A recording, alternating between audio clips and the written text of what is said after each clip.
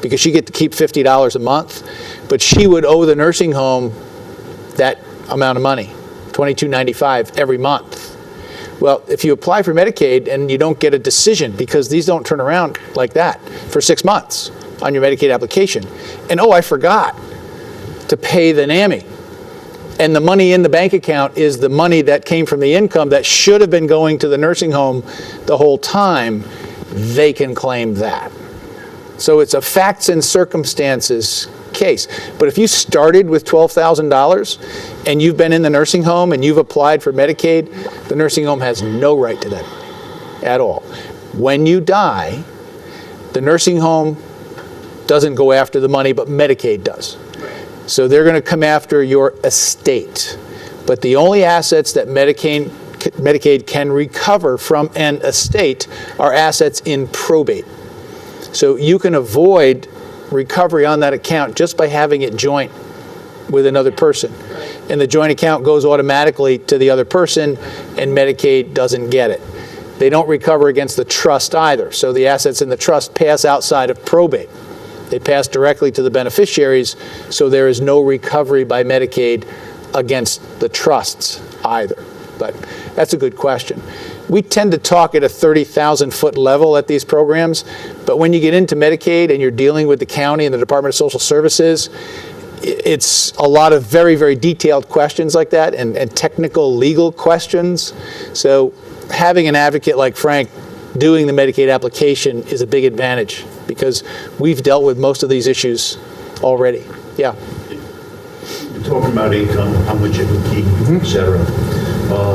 For home Medicaid coverage, people with retirement pensions, Social Security, let's say $40,000 to $100,000, right? They're out of luck. Nope. Correct? Not at all. Not okay. at all. Okay. That's the pooled trust and the value of the pooled trust, which you just had the slides. I just had the definition. Yep. But we actually have in our example, and I'll just jump forward to it. There she is. So this amount of money, she's going to write a check every month for $1,500 to this pooled trust. And what is a pooled trust? Frank, tell our guests what we have. It's a trust that we set up with a charity. The one that we use is in Florida. And basically what happens is they make a sub-account for the Medicaid applicant. So Mrs. Anderson would have her own pooled trust account. $1,500 goes in it. And then every month, Beth can call them and send bills of mom's.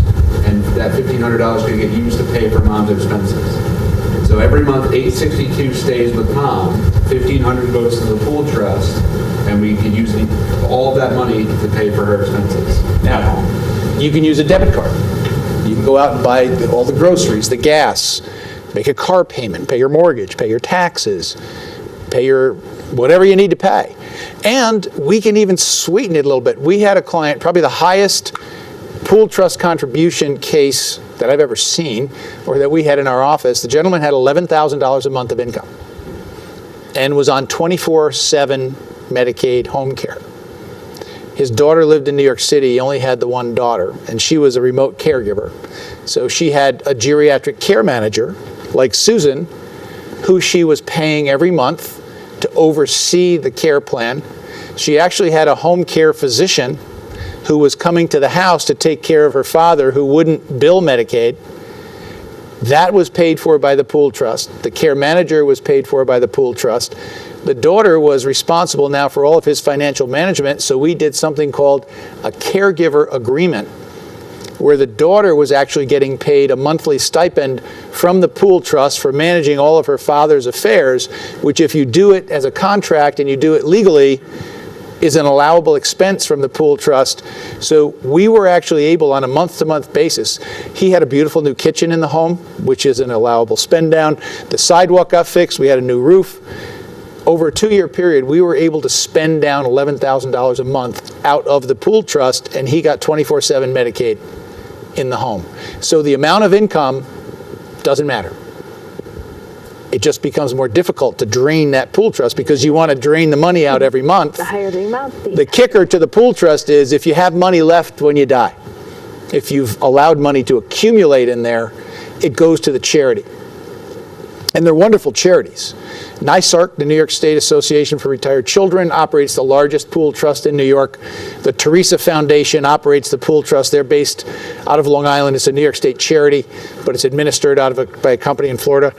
That does a wonderful job. They would get the money at the end of the pool trust. The charity gets what's left over. Yeah. What if you had that lady's been looking for a question, but I'm sorry. I'm keeping track. Don't worry, Lou. This is my bad eye.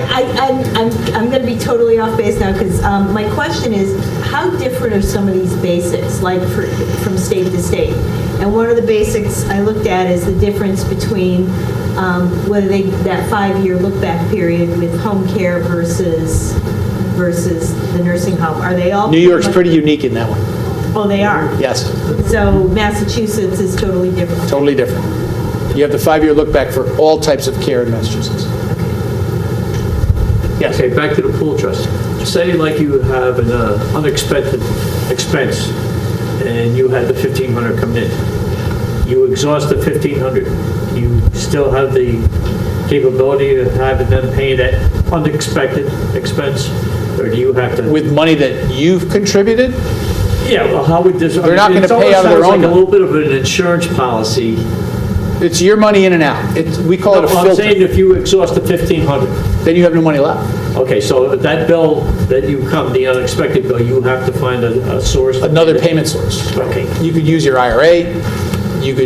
We can do reverse mortgages on the home, even inside of a trust, and get the money out. Okay. So there are a lot of things that we can do to find funds in the plan.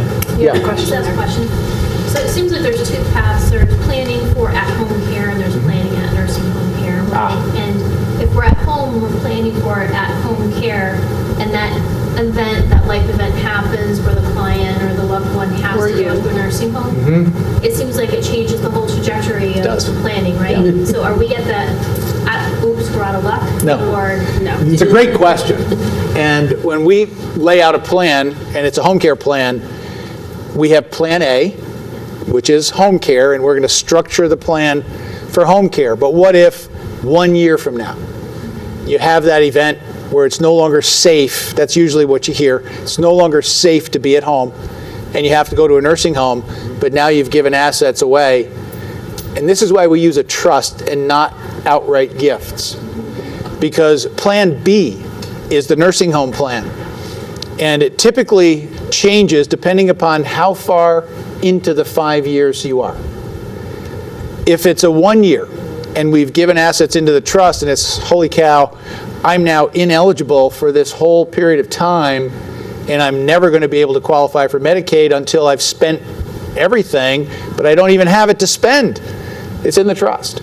So the Medicaid Asset Protection Trust, if you get consent of all the beneficiaries, can be broken. So even though it's irrevocable and has to be for Medicaid asset protection purposes, you can break that trust. So if it's a 1 year deal, we're going to break the trust and we're going to put all the assets back and we're going to start all over again. And now we're going to do that promissory note rule of halves transfer.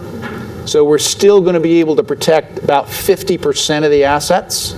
So we can go back to that Medicaid nursing home plan, Plan B, by pulling the assets back out of the trust, starting again, doing another application with a rule of halves transfer and a promissory note, and save about half of what's left. If we get to year 4, and now we're 1 year away from Medicaid eligibility, we may want to, depending upon how much money was given, we may want to just private pay that last year.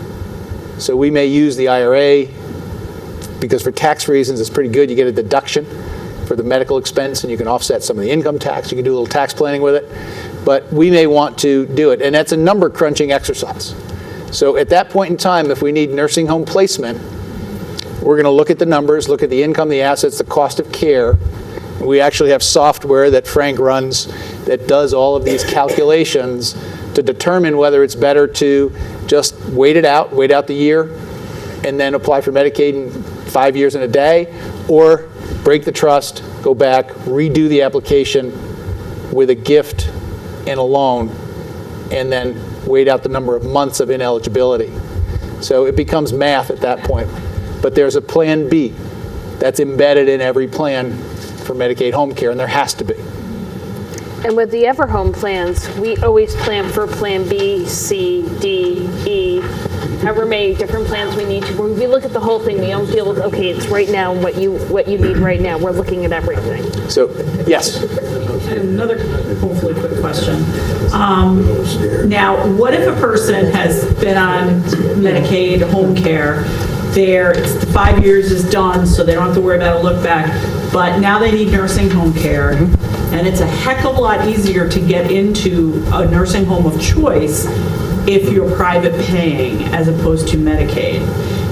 Is there a possibility of that, doing that trust thing, breaking that trust, so that person can get into a nursing home that they prefer under private pay? It's an interesting question, and what I have found in my experience is probably in 75% of the cases, the Medicaid applicants that we submit for nursing home admission go in just as fast as a private pay applicant, because it depends on the number of beds open in the nursing home.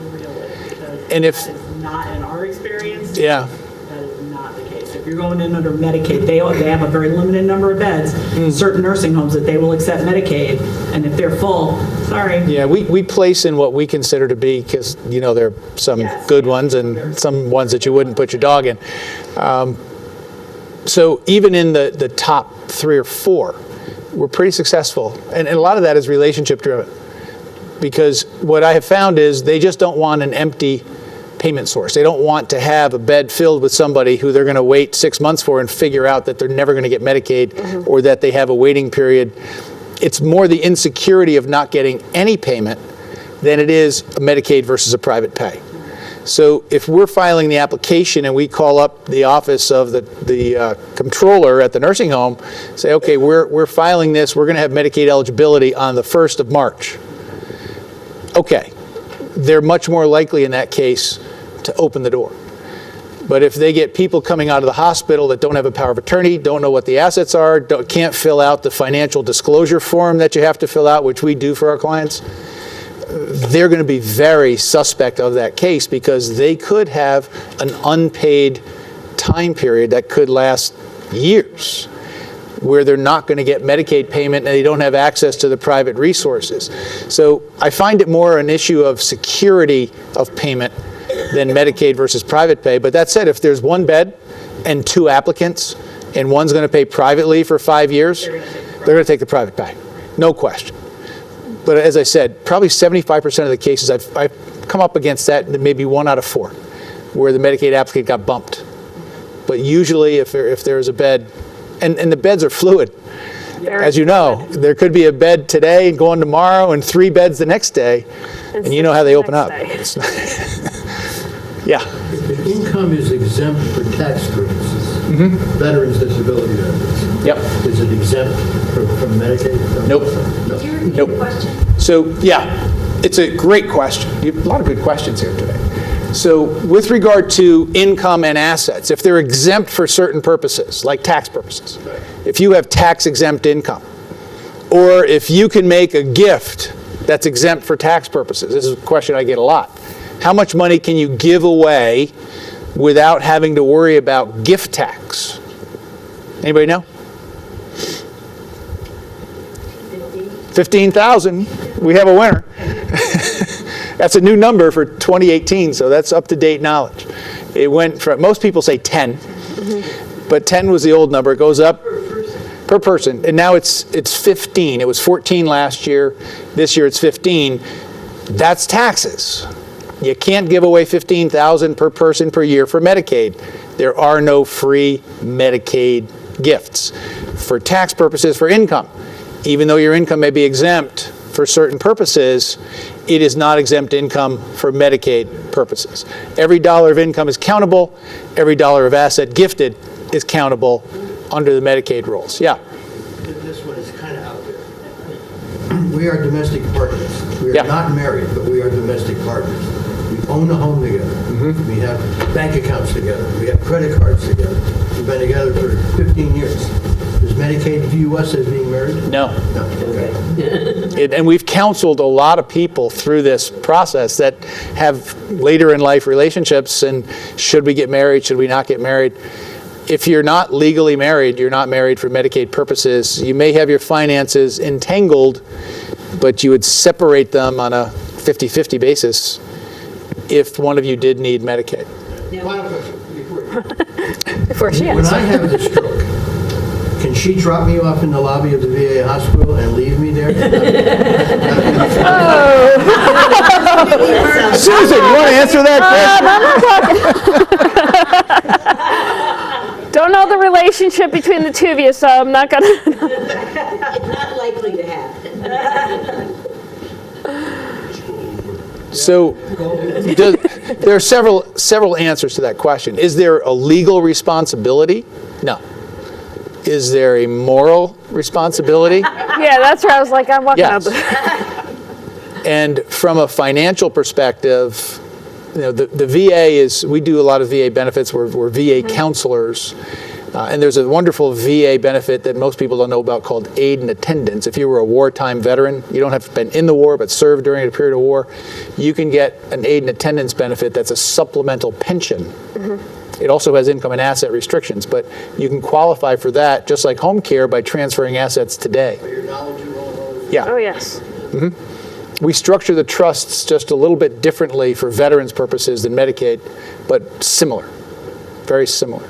And aid and attendance, the one hole that Medicaid has in New York, and other states have coverage for this, but not in New York, is assisted living. Medicaid pays almost no assisted living. There are only a certain number of what they call ALP, assisted living program beds. We only have one facility locally, Hartwood Terrace, that has Medicaid beds. And you think a nursing home Medicaid bed's hard to find. These are virtually non-existent. In a 8-county area, I think I have a total of 5 ALPs, or Medicaid accepting facilities. And then, like the similar, you were saying, well, it's a nursing home. How are we going to do this? It's those connections that you make, and we can help try to navigate and see what's the best option for you. So, yeah. You mentioned veterans here, the aid and attendance, what exactly is that? It's a pension. And if you're chronically ill, it's similar to Medicaid eligibility. You have to be able to not perform 2 out of 6 activities of daily living and have a need for care. And if you do, and you're paying for care and you meet the income and asset tests, for a veteran, it's about $2,100 a month. That's a supplemental pension, and that will apply for assisted living. So we use that very often for veterans who are in assisted living. Medicaid doesn't pay virtually anything, but aid and attendance does. Her dad's in the hospital. He was in during the Vietnam War, and he's in assisted living. Now, is his income a factor with that aid and attendance? It is, but if his income doesn't exceed the cost of the assisted living facility, then he's going to qualify. Because the medical expenses are the spend down to get him there, right? So if the assisted living costs $5,000 a month and his income is $3,000 a month, he'll get 2 on the aid and attendance program. There's a spousal benefit too, right? For a widow. For a widow. Only a widow. If you're alive, no. Yeah. But if you're dead, the widow, and the widow's benefit is about $1,100 a month. Yep. All right, so let's just run through the facts one more time from our case study. Our income, our assets, IRA, savings, checking, you already know the answers to all this. And we threw in $100,000 of stock Just for fun. just for fun. When can Evelyn be Medicaid eligible? What's your answer, having heard today's presentation? When do you think she's eligible? When can we have her eligible? April 1 of 2018, and we do that by making sure she has all the right documents. So we're going to make sure she has her power of attorney and a disposition of remains appointment, will, healthcare proxy. We're going to create our Medicaid Asset Protection Trust. We're going to put the house into that, and it protects the house for Medicaid purposes. It also protects her star exemption, property tax exemption. If she sells the house, she can exempt capital gains tax. And when the kids, Frank and Beth, inherit the house, they're going to get a stepped up basis for capital gains tax purposes. So the trust is very efficient with a home. Same with the stock. We put the $100,000 of stock. We added that to the fact pattern into the trust. No penalty for Medicaid purposes. When she dies, it gets a stepped up basis, so they avoid capital gains tax. $11,000 of cash. She's going to create the pooled trust. We're going to assign $1,500 a month of income into the pool trust. She's now down to $14,000 in assets, $845 a month of income, or actually that's $862, and she's eligible for Medicaid April 1. Now, once you're eligible for Medicaid, what happens? So this is our trust illustration, and this is how a Medicaid asset protection trust works. The assets go in, the income can come back. So if we wanted to keep the income available to be paying bills, in this case, we could do that. If we didn't want to keep the income available, then we can say that the income accumulates inside the trust. For veterans purposes, this is one of the main differences, because we don't want the income, because we have to constantly spend down the income in the VA scenario. So we typically don't pay the income out. We let it accumulate inside the trust. It can be paid out to children, but typically it stays inside the trust. Yeah. Income buy up to $100,000 in stock. Could. Sure. Can it Yep. buy a rental property? Yes. Yes. So at some point, the kids are going to inherit the trust. But during lifetime, what if we wanted to actually get some money out of the trust? Is there a way to tap the trust during mom's lifetime in this case, and say we wanted to do something, we needed to build a new kitchen or put a ramp in? Could we get $20,000 out of the trust to put a ramp in or buy a van? The answer is yes. Beth and Frank, who are probably going to be the trustees, could actually pull money out of the trust, principal, and then use that money to pay for the ramp, pay for the van, or pay whatever other mom's expenses are needed. And at some point, down the bottom here is Plan B. With the consent of the beneficiaries, we can actually break the trust, move the assets back to mom, and start over if we need nursing home care within the 5-year look-back period. So you'll see the IRA, 401k, outside the trust, bank accounts. We typically keep a certain amount of cash if we're pre-planning, so that you don't have to ever dip into the trust. You have enough security and money that you can pay whatever your intended expenses are, anticipated expenses, without looking at the trust.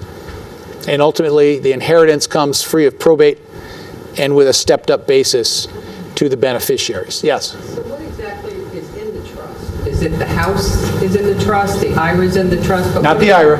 The IRA stays out. Okay, the IRA's IRA's exempt on its own, doesn't have to go What in. if you have, like, say you have more cash, and you said you only could have like 11,000? What do you do with all your other cash? Okay, so if you look at these assets over here, bank accounts, you would have a bank account inside the trust. Stocks and bonds, annuities, life insurance policies with cash value, business interests, other real estate, that can all go inside the trust. And so it's in the trust, that you can access that trust at any time? The beneficiaries can be gifted money from the trust. Okay, but say that's your life, okay, and you're not very old, and you decide you should do this, you should put your money in a trust, and something happens, you don't have to worry. Right. So everything's in the trust. You keep out a certain amount, like how much can you actually just leave out? Enjoy 100,000? your life, enjoy going on trips, and go away, and So that's a comfort level. So that's a conversation we're going to have. And what we're going to ask is, what is your income?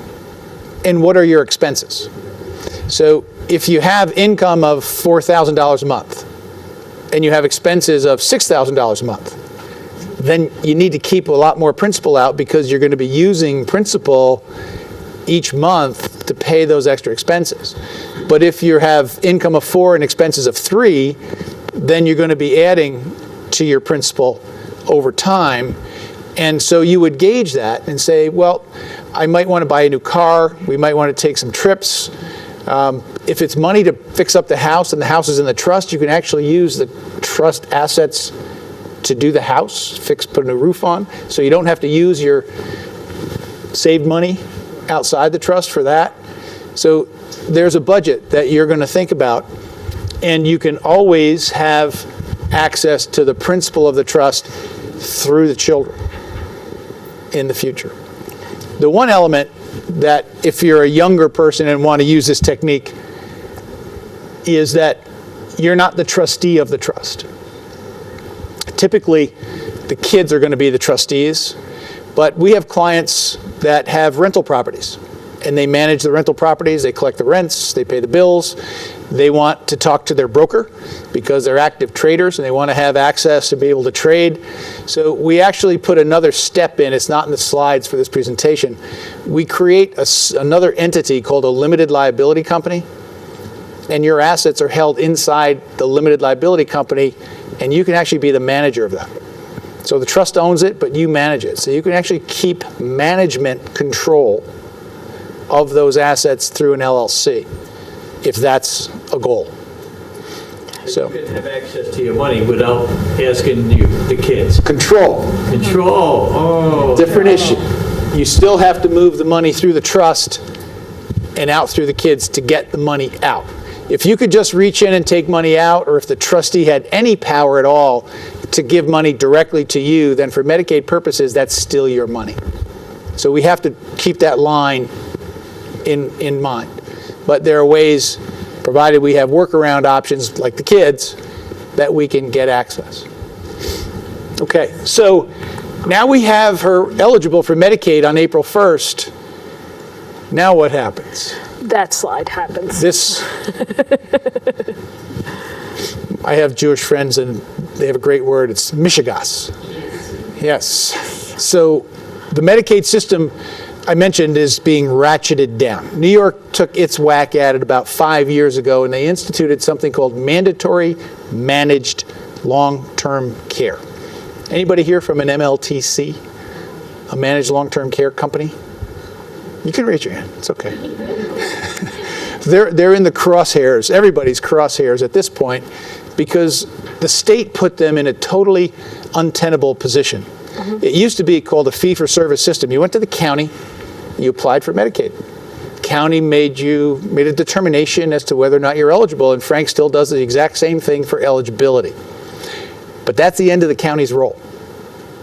Then the county turns it over, and in comes a company called Maximus. Love the name. But Maximus is in the system just to determine that you are ill enough to receive long-term care services. So Maximus comes out to the home and does how long is the assessment for Maximus? It takes a while. It depends on the need base. I mean, some are clear cut, some they will come out numerous days, there are times. But it's 2 to 3 hours yeah. at a minimum. Yeah, because they don't want to do it longer than that because it's just too much. They also, though, they need to see the house. They have to be in their home. have They will one come to apartment your or wherever, home. yeah. and Well, they will do rehab visits now. Yes, but they'll want to do the same day. They want to be able to get into the house. Yeah. That's the experience we've had. So they're like, well, if you can't be there, then we have to set another date.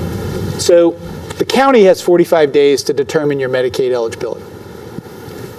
Sometimes they have it done, and sometimes they don't. They then do the conflict-free assessment. That's Maximus. They have 7 days technically, and sometimes they do, and sometimes they don't. And then they have a couple days to send a written approval to a managed long-term care company. And there are only a handful of these. Some counties only have one. Yes, Albany County has about 5 or 6. If you go Columbia Green, there is one. Schoharie County has one. But some of them are the same ones I would deal with in Albany County, so there is some. The more prevalent ones are Fidelis, VNA. These are the companies that you have to now go and have a second assessment done in the home. And who gets the money from Medicaid? The MLTC. And how do they get money for you? They get like a block grant. They get a capitated payment. So they get X dollars per month for all of their population. Regardless of whether you need 2 hours of care or 24 hours of care, they have to pay for your care out of that same amount of money on a monthly basis. They're also in charge of approving the amount of hours of care that you receive. So let's think about this. The insurance company is getting, let's call it $4,000 a month for my care. And they could take patient A who needs 2 hours from that $4,000, or patient B who needs 24 hours from that $4,000. who are they going to take?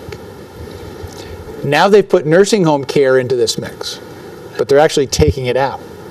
It's just hard. And the MLTCs aren't getting enough money to provide all the services that the individuals need, but they have no discretion. It's a fixed payment. So, Frank, what do we do when we get a denial from a managed long-term care company? We call them. We talk to them first. Long conversations. And then if we don't get the answer we want, we file for something called a fair hearing, which is where we threaten to go before an administrative law judge. And a real we judge. We get a package of documents together. Typically, it's medical evidence and affidavits from the doctor saying this person needs care and they need 16, 20, 24 hours a day of care, whatever it is. Which we will have stacked that deck before we applied for Medicaid by getting a physician's affidavit or 2 or 3 and having a well-documented medical file showing the need for 24/7 care on a task-based assessment basis so that it fits the Medicaid law, which you wouldn't do on your own if you were just going to apply. And when we send them the packet for the fair hearing, what happens, Frank? They surprisingly just give us what we want. There's a question. What if you live in this county that has one company doing this? Yeah. Does that mean they only look within your county for a nursing home? So No. if you No, live in they Columbia may County, contract won't with other send- facilities. They will contract, because I'll just use Schoharie because of the ruralness of it. There might be that one MLTC that covers that area. There might be 2 or 3 home care agencies and 2 nursing homes, but they'll go to the surrounding counties and look at that. Absolutely. It's just Everhome and the technology is next. Okay. and those we're are at quick. 2 o'clock. We- Do we have 10 more minutes? Hey, everybody okay for 10 more minutes? All right. So I appreciate that. when we go back here, I went up, I do some lobbying at the state legislature, and we took this up with us when they were passing managed long-term care and said, do you realize that from application, when we say, oh, you can be eligible April 1st, to the actual delivery of service in the home, depending upon your county, 4 to 5 months. could be 4 months. Or more. If you're down, we have offices on Long Island, we have offices in Manhattan. Down there, it's 10 to 12 months before you get service. No. This is where, the question was for those who didn't hear, what do we do now? Because we know we need the care or a loved one needs the care. That's where we come in as Everhome. What we can do is, say in Evelyn's, I think it was Evelyn, I forgot her name already. Mrs. Anderson. Anderson, we'll call her Mrs. Anderson. Frank and Beth's mom. Sorry, no disrespect to your mom. When we went out first and I did the assessment and care plan, they met with Lou. They started putting together the pool trust. There are some assets. For that time frame between April 1 and August 1, we would have put beforehand a plan together to look at where the actual care needs. For that time period, we probably may have to pay out of pocket for that 4-month bracket, but that may be a combination of a private hire agency. It may be a combination of, I've had families contact other relatives who will take time or have ability to take time and spend time with that loved one. I've had cousins, aunts come in and help offset some of those care needs. And we can look at that specific to your individual or loved one's individual needs. Because they may just need during the daytime hours because you're there in the evening. Well, then we can break that up. There are other options of if they're able to get out and they're not, say, totally bedridden or you're not totally bedridden. There are adult day programs that due to your needs, you may be eligible for or a very limited cost out of pocket. So there are options, but there's nothing, unfortunately, there's no magic wand between April 1st and August 1st, but we plan, except for I have a magic wand waving in the back. Frank has a wand. Now we're using Family Medical Leave Act. Sometimes it takes some time off of work to go care for mom and dad, so we are starting to see that too. So And Frank's a doctor, right? So you're just going to leave, Frank. He has lots Then of drop money. your practice and run. Frank could pay, and Beth said, well, we have some resources that we So can they may- contribute. So if you know you're only going to pay for 4 months, It's a lot easier than an open-ended obligation where, okay, we should have Medicaid Or a in year's place. worth. So the family may have to pool some resources. There are also two legal pieces to this that we may try to access. Medicare, even though it doesn't pay for a lot, will have some follow-up services, the OTPT. They may send an hour or two a day of 3 days a week of home health aides out. We're going to fight for that. We're going to want to advocate to get as much out of Medicare and squeeze as much out of Medicare as we possibly can. New York enacted a new program called Immediate Needs Medicaid. She's laughing. You must have tried to get it. I work with the Open Doors program. We transition people out of nursing homes. And I had called Schoharie County. They literally laughed at me when I said if I had a person we were transitioning needed immediate needs. She laughed so hard, I thought she was choking. And then we called around to each county, and every single county was basically like, yeah, good luck with that. So in Long Island, they're getting it routinely. In New York City, they're getting it It's routinely. slowly coming. We have a program May 31st. Almost every county good. comes. Senator Hannan will be there. Mark Kissinger from the State Department of Health will be there, as will Valerie Bogart and all the advocates who get the immediate needs downstate. We're trying to bring it upstate. So we're starting to file our immediate needs applications. It was the same thing when we used Consumer Directed Assistance Program, which is a program where you can actually hire your own children and grandchildren, and the state pays them to be caregivers. So we use consumer directed a lot. We called several counties, oh, we don't have that here. Said, you're part of New York State, you might want to call the Department of Health. Or then I Because call and go, wait, You have I to just have this called it, they're not program. part.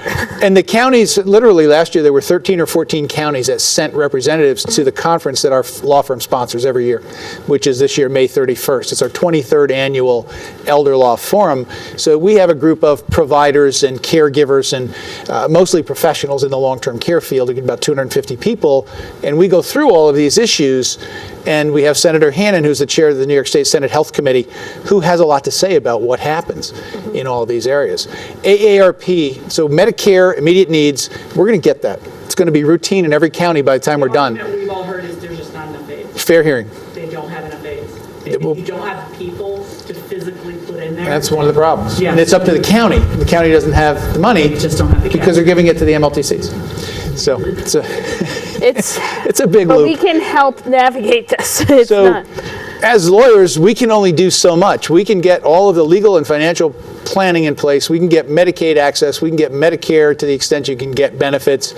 But as a lawyer, I found myself going and sitting in people's homes and answering all of these questions that were medical questions and social questions and things that I'm, number one, not trained to do, nor do people necessarily want to pay a lawyer's rate to do. So we started working with social workers probably 15 years ago, and over time have integrated them right into our practice. So Susan now works with our clients who have this need, and we've developed it into Everhome Care Advisors. And what it is we have the ability, we have a 24/7 help line. You can contact us, we can help you. It's not 7:30 a.m. to 3:30 p.m. and then maybe you'll get an answering machine. No, there's always someone answering the phone. And then within a certain time, I myself will call you back and assess needs. If it's urgent right now, I need to come out, or if it's something we can do the next day or the next business day. We do in-home assessments and care plans. We have the legal and financial and Medicaid. Ongoing care management. So it's not just the assessment care plan and then here's your plan, go ahead, figure it out. We can walk it through with you. And then what I really like, which is coming up in the next slide, is our new technology. So we have our professional support, monitoring, coordination, and then this new innovative technology. It's called e-caring. And it's, you can read those. What it is it's a system where you as a caregiver, Frank's in California, Beth has her family, and we're working on, and they're working, and we've gotten the caregivers in the home for their mother. And they want to know what's going on with mom. The caregiver can enter real-time data into a tablet, and the tablet's only about that big. And the alerts, certain alerts, it's pre-programmed for alerts, will alert the caregiver, and other major alerts the manager will be notified of how mom's doing. Condition, a certain diagnosis, say she has congestive heart failure, and they want to monitor that. It can, the The programs and guidelines are also set by the doctors and doctors' guidelines, and it's ongoing monitoring. As you can see, it's real-time alerts. It can be done from a cell phone. When people do e-caring, a tablet is provided in the home, and the training would be done by me. And it's a cloud-based system, so you don't have to be right at a computer, and it's only because you have that one specific program that you've uploaded. It is a cloud-based system. And this is actually right from e-caring. I got this about a couple weeks ago. The image on the left is what the caregiver would see, and as a family member, some of the alerts would come through as. And some of them it says shower, bath, simple things that are very important to mom, maybe making sure her makeup's on. And then as a care manager, I would get alerts if she was refusing to eat. Family would be alerted, refusing to eat. Not feeling well, lethargic. And then we can put plans in place to, okay, let's get her to the doctor. Or if we have doctors, I know of doctors, and I've worked with them for numerous years, that they come into the home and have them get them in or get their nurse in and get her evaluated. Because our goal is to keep you at home and not need to go into the hospital if we can treat it and manage it in home. One of the other things we're using is telemedicine, which is being used all over the country, and there are companies now that are 24/7 online telemedicine doctors, certified, who you can get a consult with. New York State actually has, in its current budget, this is one of the bright spots, telemedicine through Medicaid. So if you go on Medicaid home care, there's a proposal in the governor's budget to have the ability to use telemedicine to get that consult in home. If you think about health care, where's the most expensive place that you can receive care? In the ER. But that becomes primary care for a lot of people. They just bounce in and out of the emergency room. So whatever home is building is a system where you can get real-time data and alerts. E-caring is the first technology element to that. There are sensors that you can now install in the home, so you can literally know if someone is up and walking around or if they're horizontal. There are other types of sensors that can be used to monitor in real time heart rate, blood pressure. You can integrate all of those. E-caring happens to be fully programmable, so you develop the screens and the readings that you want the aides to do, and everything is icon driven. So if your parent has COPD, heart disease, cancer, dementia, all of those screens are pre-programmed, and the aide would be taught. All they have to do is just look at the icons and hit them. There's no language barrier. And then the system takes all of that data and writes reports from it. And so if someone is going to have a telemedicine consult, we can tell the doctor on the other end of that consult what they've eaten for 5 days, what their bowel movements have been for 5 days. All of that data is recorded into reports that can be sent in advance of the consult, so they'll have a history of what that patient has had. The grail in healthcare is to keep people out of the hospital. And for our clients, that's also a goal, because guess what happens when you go to the hospital? You get sick. I mean, it's a tough place to heal, but an easy place to get sick. And so we're working on an app that will integrate all of these technologies into one deliverable. So you can monitor everything from the legal, financial, healthcare, home. The next slide actually is a screenshot of what they are saying. It's going to be called Viva Links. What's on your phone. And you can have the camera system. We integrate the camera system in, so you can turn the cameras on. They have Nest and Canary and all these systems. That integrates right into your system as well, so you can see what's going on in the home. My wife is a caregiver for her mom. She's using this right now, and she has been able to solve problems. Her mom was falling at night, so she watched the tape of what was going on in mom's room overnight and figured out that mom was calling for the aide for an hour and a half. The aide didn't answer for an hour and a half. The former aide didn't answer. Clarify that, Lou, please. For an hour and a half. And she went over and found mom on the floor, and I won't tell you where the aide was, but she wasn't taking care of mom. So all of that can be done through the technology. So the labor shortage, not having enough aides to put out there, that's what's going to drive this, and is driving this. So not that you can replace aides, you still need them. Somebody needs to be there hands-on to bathe, but you can supplement what they do, you can track what they do better, improve the quality of care, and for some people, have times where they don't need a hands-on aide, where the technology may be enough to get them to the next aide who comes into the home, just so long as you know they're safe and that they're not down on the ground, that everything is copacetic in the home. So it improves communication, decreases the urgent care needs, improves quality of life and health, and that's how you can get in touch with Susan.